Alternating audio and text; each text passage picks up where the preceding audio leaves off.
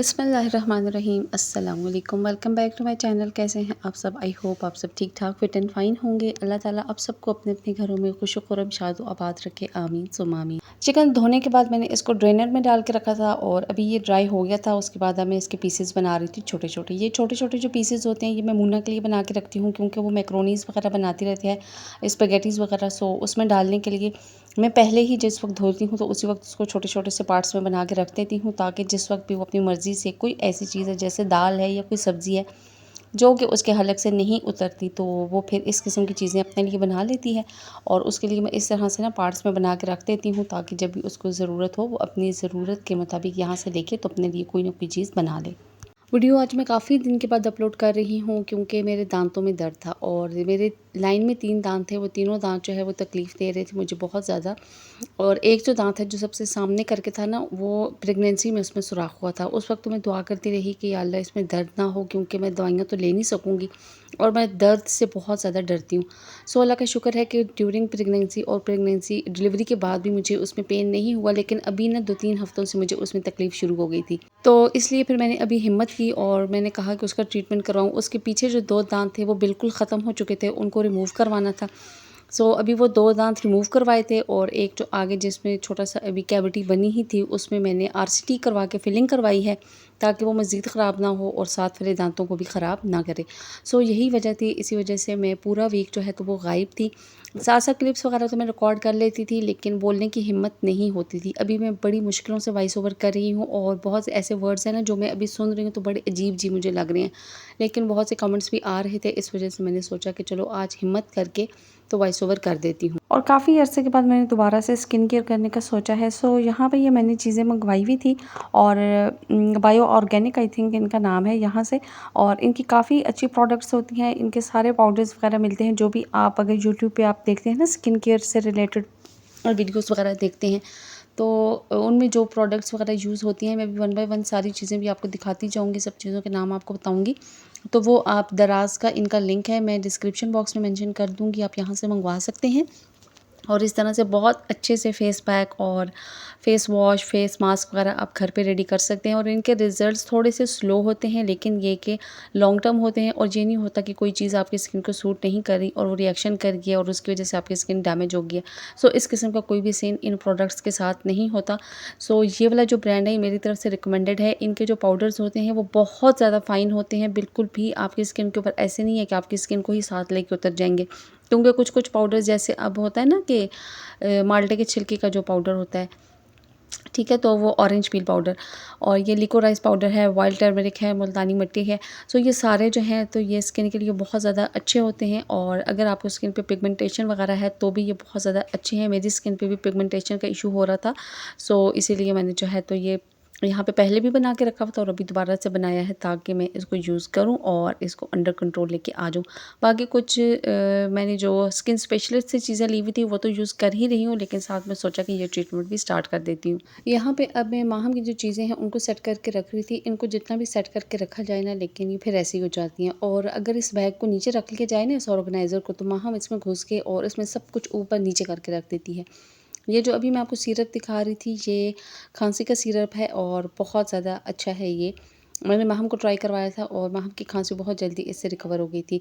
पहले मैं माहम को एबीसी डायपर यूज़ करवा रही थी, बहुत अच्छे से उन्होंने अभी तक काम किया था और कभी भी लीक नहीं होते। लेकिन अब 1-2 दफ़ा से सुबह के टाइम पे ऐसे हुआ था कि वो लीक हो गए थे। मैंने बड़ा साइज़ भी मंगवा के ट्राई किया, लेकिन तब भी ऐसे ही हुआ कि वो लीक कर जाते थे, समटाइम्स ऐसे हो जाता था।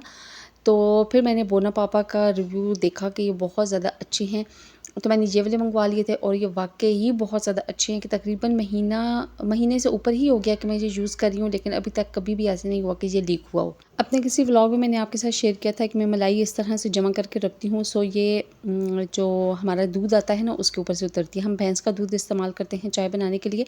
सो ये मैंने उसके ऊपर से तकरीबन ये 3 महीनों में जमा हुई है और ये इस तरह से 2 कंटेनर्स में मैंने डाल के रखती रही थी मैं, और ये फ्रीज़ हुई हुई थी।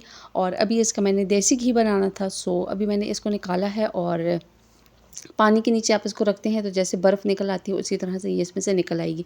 और क्योंकि ये ज़्यादा थी तो इसलिए अभी बर्तन में मैंने एक कंटेनर की डाली है और दूसरी कंटेनर के अभी बाहर ही है, वो मैं इसमें डालूँगी। और फिर उसके बाद जो है तो साथ-साथ में आपको इसके क्लिप्स भी शो करती जाऊँगी कि ये कैसे इसमें से घी बन जाएगा। धूप बहुत अच्छी आजकल लग रही थी, मतलब कि गर्मी बहुत मज़े की हुई हुई थी। सो मैंने अपना मैट्रेस जो है वो वीकेंड पे ऊपर डाला था और अब यहाँ पे इसके ऊपर मैं मीठा सोडा डाल रही थी। जो खाने वाला मीठा सोडा होता है ना, वो वाला, कपड़े धोने वाला सोडा नहीं।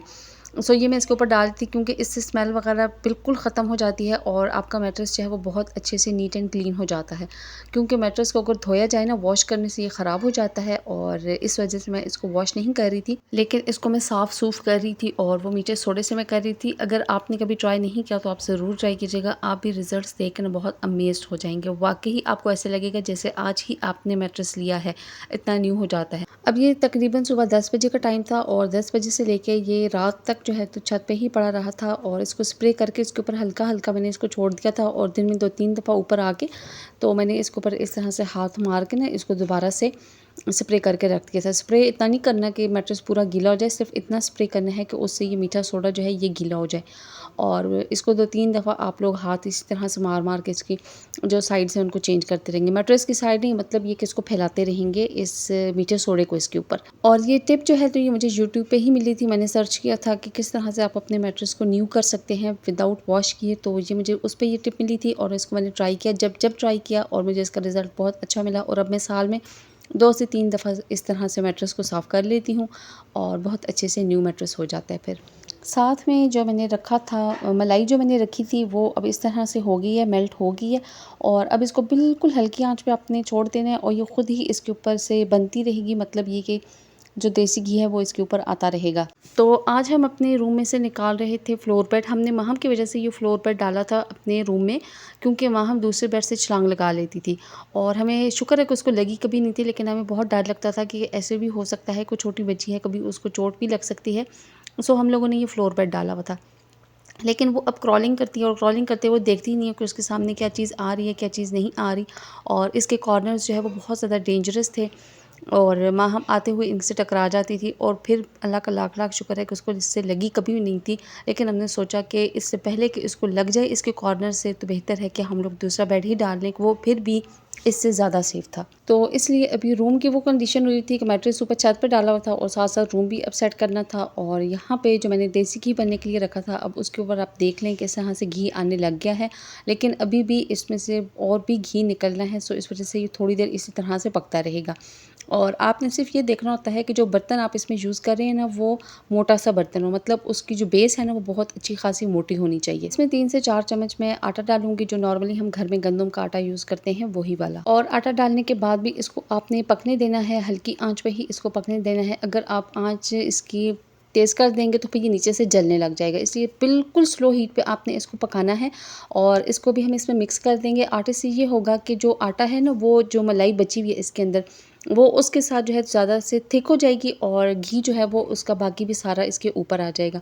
सो जिस वक़्त हम घी निकालना शुरू करेंगे तो वो हमारे लिए ईज़ी हो जाएगा। और अभी ये घी के अंदर जब मैं चम्मच हिला रही हूँ तो इसमें आपको कुछ-कुछ ब्राउन हिस्सा नज़र आ रहा है ना, मतलब थोड़े-थोड़े से टुकड़े से बने हुए नज़र आ रहे हैं, तो उससे आपको परेशान होने की ज़रूरत नहीं है। वो जला हुआ नहीं है, वो सिर्फ़ ये है कि जो नीचे से पक रही है ना मलाई, तो वो जिस वक़्त मैं चम्मच हिलाती हूँ तो उससे ऊपर आ जाती है। लेकिन जब आप इसको बिल्कुल लो हीट पे बनाएँगे तो फिर वो जलेगी नहीं, अगर आप हीट तेज़ कर देंगे तो फिर वो जलेगी और फिर उसमें टेस्ट आ जाएगा देसी घी में जले हुए का। और अब इसमें घी मुकम्मल बन चुका है और इस तरह से अब इसको आप स्ट्रेन कर लेंगे, कोई भी स्ट्रेनर ले लें और उसके साथ आप इसको स्ट्रेन कर लें।